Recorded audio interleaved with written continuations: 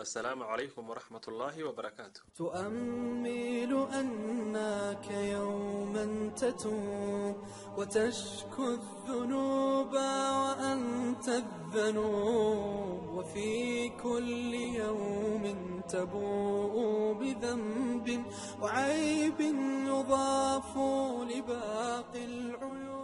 inkastoo dadka qaarkood ay seexdaan saacadaha loogu talagalay hurdada sida 7 saacadood ama 8 saacadood iyo wixii la mid ah, haddana waxay dadka qaarkood ka cawdaan inkastoo waqti dheer ay hurdeen haddana inaanay helin hurdo raaxo leh. dhinaca kalena waxay dadka qaarkood sheegaan inay hurdada ka qaadaan daal iyo burbur. haddaba haddii ay ku haysato cilada dhinaca hurdada ahi, waxaad insha Allah kaga bixi doontaa inaad cabto sharaabkan hal koob xilliga hurdada saacad ka hor. si aad haddaba sharaabka u diyaariso, waxaad dabka saartaa oo aad karkarisaa biyo in kugu filan oo aad ka samayn karto sharaab.